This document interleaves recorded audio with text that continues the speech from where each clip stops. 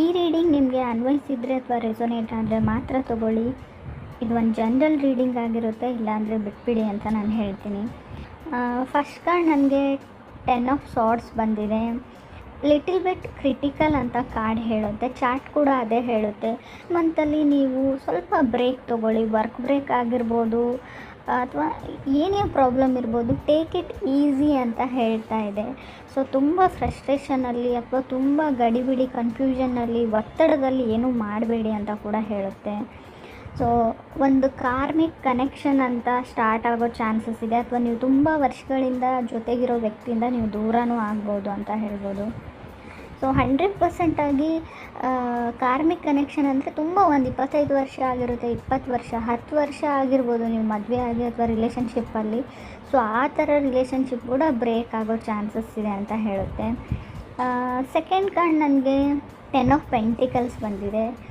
Promising relationship ಅಂತ ಹೇಳ್ಬೋದು. Officially ಕೆಲವ್ರದ್ದು ಮದುವೆ ಫಿಕ್ಸ್ ಆಗ್ಬೋದು ಅಥವಾ ಆಲ್ರೆಡಿ ಮದುವೆ ಆಗಿರ್ಬೋದು. ಅಥವಾ ನಿಮ್ಮ ವರ್ಕ್ ಲೈಫಲ್ಲಿ ತುಂಬ ಡಿಸ್ಟರ್ಬೆನ್ಸ್ ನಿಮಗೆ ಕಾಣ್ಬೋದು. ಇನ್ಕಮಲ್ಲಿ ಕೂಡ ಡಿಸ್ಟರ್ಬೆನ್ಸ್ ಇರ್ಬೋದು ಅಂತ ಕಾರ್ಡ್ ಹೇಳುತ್ತೆ. ನಿಮ್ಮ ಎಕ್ಸ್ ಹಸ್ಬೆಂಡ್ ಅಥವಾ ಆಲ್ರೆಡಿ ನೀವು ಡಿವೋರ್ಸ್ ಆಗಿದೆ ಅಥವಾ ಆಲ್ರೆಡಿ ನೀವು ರಿಲೇಷನ್ಶಿಪ್ಪಲ್ಲಿ ಇದ್ದುಬಿಟ್ಟು ಬ್ರೇಕಪ್ ಆಗಿ ತುಂಬ ವರ್ಷ ಆಗಿರಲಿ, ಸೊ ಆ ಥರ ಇರೋ ವ್ಯಕ್ತಿಗಳು ಮತ್ತೆ ಸರ್ಫೇಸಿಗೆ ಬರ್ಬೋದು. ನಿಮ್ಮ ಎಕ್ಸ್ ಹಸ್ಬೆಂಡು ಅಥವಾ ವೈಫು ನಿಮ್ಮ ಜೊತೆ ಮಾತಾಡ್ಬೋದು ಅಥವಾ ನಿಮಗೆ ಸಿಗ್ಬೋದು ಅಂತ ಕೂಡ ಕಾರ್ಡ್ ಹೇಳ್ತಾ ಇದೆ. ಥರ್ಡ್ ಕಾರ್ಡ್ ನನಗೆ 4 ಆಫ್ ಸಾರ್ಡ್ಸ್ ಬಂದಿದೆ.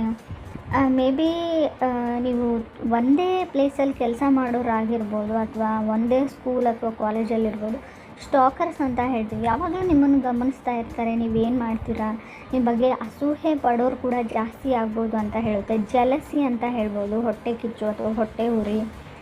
ಸೊ ಅವ್ರು ಯಾರೋ ಏನೋ ಹೇಳ್ತಾರೆ ಅಂತ ನೀವೇನು ಮಾಡಬೇಕು ಅಂತ ಅಂದ್ಕೊಂಡಿರಾ ಅದನ್ನು ಮಾಡಿ. ಮೇ ಬಿ ನೀವು ಬೇರೆಯವರಿಂದ ಇನ್ಫ್ಲೂಯೆನ್ಸ್ ಆಗಿ ನಿಮ್ಮ ದಾರಿನ ನೀವು ಚೇಂಜ್ ಮಾಡ್ಕೊಳ್ಳೋಂಥ ಚಾನ್ಸಸ್ ಕೂಡ ಅಲ್ಲಿದೆ ಅಂತ ಹೇಳ್ತಾ ಇದೆ.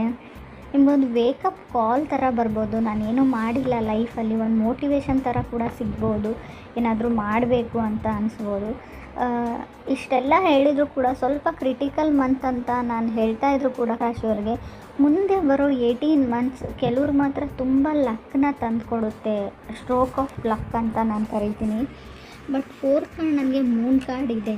ಸೊ ಯಾವಾಗ ಸ್ಟ್ರೋಕ್ ಆಫ್ ಲಕ್ ಅಂದರೆ ಮೂನ್ ಕಾರ್ಡ್ ಇರೋದ್ರಿಂದ ನಿಮ್ಮ ಸುತ್ತಮುತ್ತ ಇರೋರು ಏನಾದರೂ ವಿಷಯನ ಹೈಡ್ ಮಾಡ್ತಾ ಇರ್ಬೋದು ಅಥವಾ ನೀವು ತುಂಬ ವಿಷಯಗಳನ್ನ ಮುಚ್ಚಿಡ್ತಾ ಇರ್ಬೋದು ಯಾರಿಂದನೋ. ಸೊ ಸ್ವಲ್ಪ ನೀವು ಕ್ಲಿಯರ್ ಆಗಿರಿ, ಏನೂ ಮುಚ್ಚಿಟ್ಕೊಳ್ಬೇಡಿ. ಟ್ರೂ ಟು ಯುವರ್ ಸೆಲ್ಫ್ ಅಂತ ಕೂಡ ಕಾರ್ಡೇ ಹೇಳ್ತಾ ಇದೆ. ಸ್ವಲ್ಪ ಸೆಲ್ಫಿಶ್ ಕೂಡ ಆಗಿ ನಿಮಗೋಸ್ಕರ ನೀವೇನಾದರೂ ಮಾಡ್ಕೊಳ್ಳಿ ಅಂತ ಕೂಡ ಕಾರ್ಡ್ ಹೇಳ್ತಾ ಇದೆ. ಚಾನ್ಸಸ್ ಇದೆ, ಫಾರಿನ್ ಟ್ರಾವೆಲ್ ಮಾಡೋ ಚಾನ್ಸಸ್ ಇದೆ ಅಂತ ಹೇಳ್ಬೋದು. ನಿಮಗೆ ನೀವೇ ಮೋಸ ಮಾಡ್ಕೊಳ್ಬೇಡಿ ಅಂತ ಕೂಡ ಚಾರ್ಟು ಹೇಳ್ತಾ ಇದೆ, ಕಾರ್ಡು ಹೇಳ್ತಾ ಇದೆ. ಯಾಕೆ ಅಂತ ಗೊತ್ತಿಲ್ಲ. ತುಂಬ ಮುಂದೆ ಬರೋ ನಿಮ್ಗೆ ಯಾವುದಾದ್ರೂ ಅವಾರ್ಡ್ ಬರ್ಬೋದು, ಎಂಪ್ಲಾಯ್ ಆಫ್ ದಿ ಇಯರ್ ಆಗ್ಬೋದು, ಕೆರಿಯರಲ್ಲಿ ವರ್ಕ್ ಲೈಫಲ್ಲಿ ಅಂತ ಕೂಡ ಹೇಳ್ತಾ ಇದೆ. ಮೇ ಬಿ ಇಂಟರ್ನೆಟ್ ಆ್ಯಕ್ಟಿವಿಟಿ ಅಂತ ಕರಿತೀವಿ, ನಿಮ್ಮದು ಚಾನಲ್ ಇರ್ಬೋದು, ಇನ್ಸ್ಟಾಗ್ರಾಮ್, ಫೇಸ್ಬುಕ್, ಸಮಥಿಂಗ್ ಏನಾದರೂ ಇರಲಿ, ಅಲ್ಲಿ ಲಕ್ ಆ್ಯಂಡ್ ಗುಡ್ ಲಕ್ನ ನಾನು ಹೇಳ್ತೀನಿ.